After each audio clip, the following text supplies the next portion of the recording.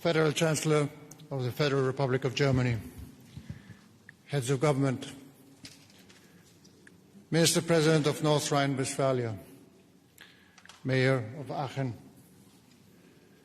Dr. Jürgen Linden, and members of the Board of Directors, Charlemagne laureates, Ursula von der Leyen, President of the European Commission, and Charlemagne laureate 2025. Guten Morgen, meine Damen und Herren. That will be all my German for today.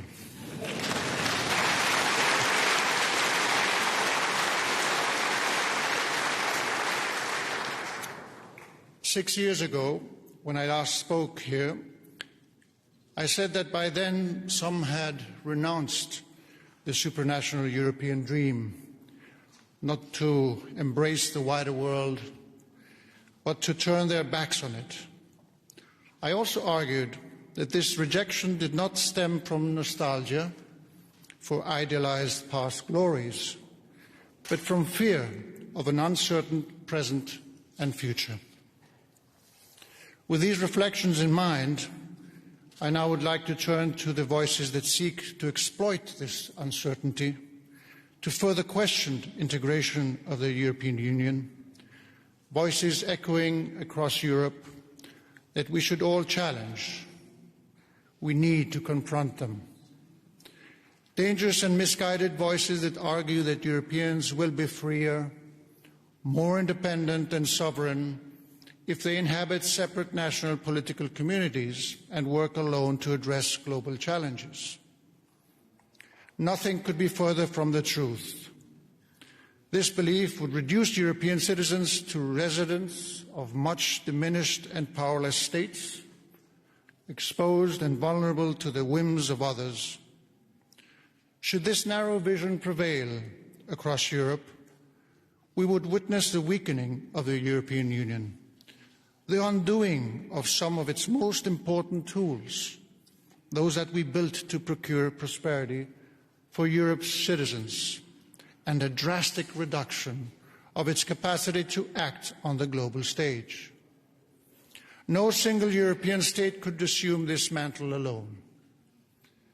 It would simply be lost and gifted to other actors in the international system, most likely others with different values and interests.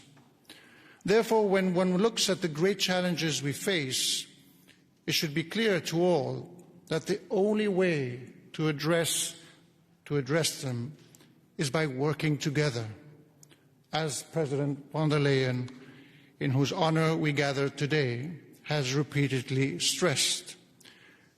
This is true in the security, economic and diplomatic fronts. On security, a clear message is coming out of Washington. Europeans ought to do more to provide for the defense of their own continent. We should not underestimate how consequential this message is. There are few alive today that have lived in a Europe where the US, the United States, was not the predominant security provider. This call for European autonomy should be answered in unison, because it is impossible to respond otherwise. It is not possible to respond effectively with 27 disconnected security and defense policies, nor with 27 different procurement processes resulting in fragmented force structures. Let me tell you without a sliver of a doubt, Europe will only be mighty if it stands together. Drawing again on the words of President von der Leyen, we will only be able to deter aggression and defend ourselves if we work together. Russia's war of aggression against Ukraine also requires a concerted effort by all of us, not just to support Ukraine or to defend a rules-based international order.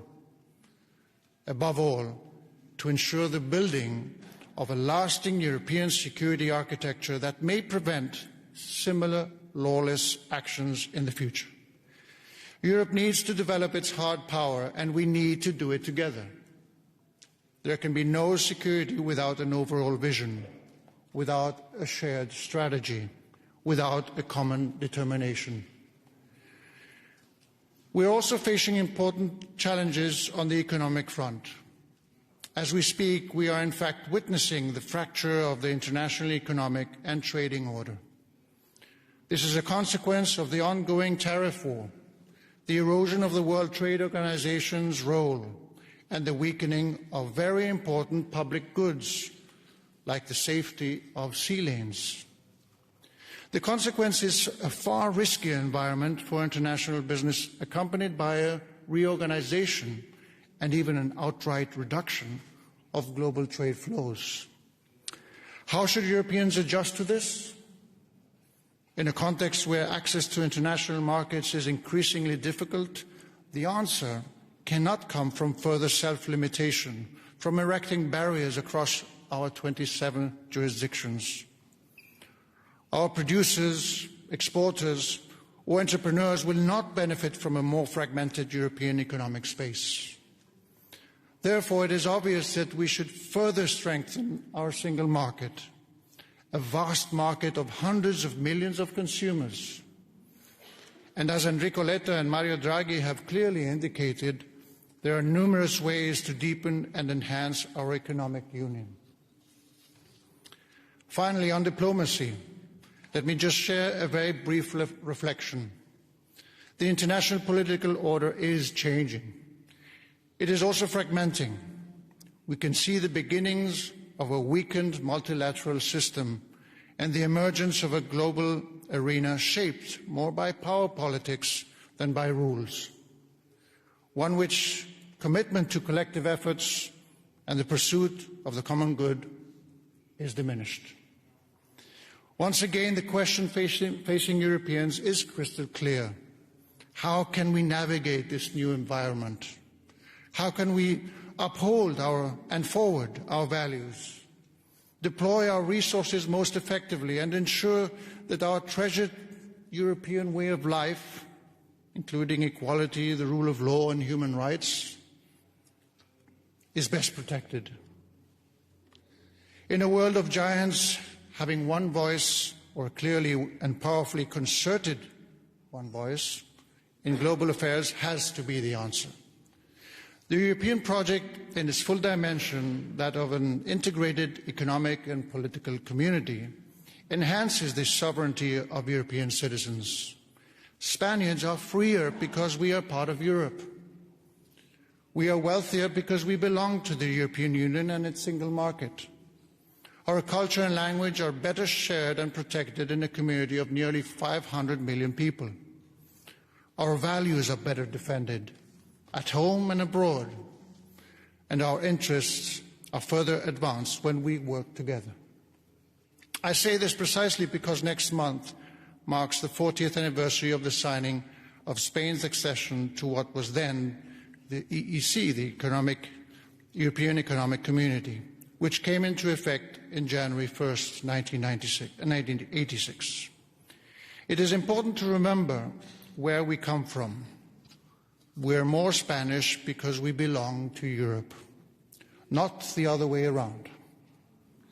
The President of the European Commission, Ursula von der Leyen, whom we honour today with this prestigious and historic Charlemagne Prize, has always understood the importance of European unity, as I have already mentioned. In this regard, I would like to recall her words from the European Parliament plenary on the new College of Commissioners. It is time to come together. She is the embodiment of the European spirit, and hence a more than worthy recipient of this award. She has now managed very significant crises from Europe with great success and by fostering unity. This is true for the Brexit negotiations, where keeping European unity and coherence was central, the response to the COVID-19 pandemic, when speed and scale was central to the effectiveness of our actions, or the launch of the Next Generation funds that have been so vital for many EU economies. She is now facing new and important challenges, arriving to a fair peace in Ukraine, upholding international law and the war in Gaza, navigating a fracturing international trade system, steering Europe into an era of true strategic autonomy or defending multilateralism.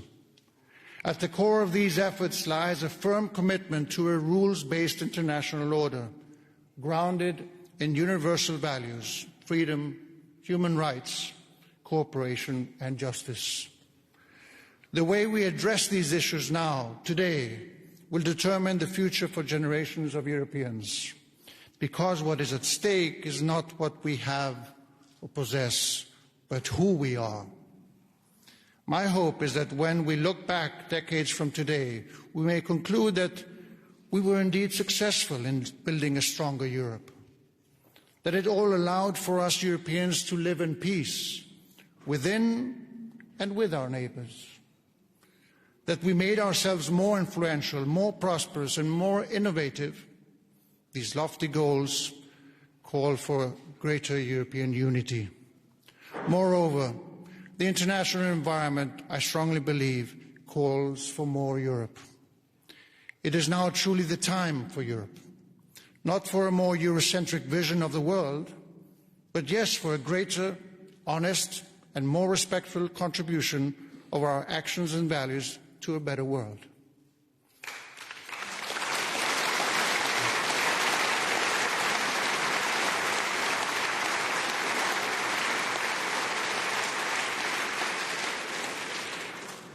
We honour you, the President of the European Commission, today, despite the fact that your work is still very much ongoing.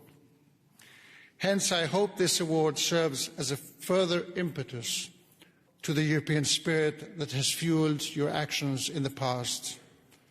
May you at every turn find ways to strengthen our shared project.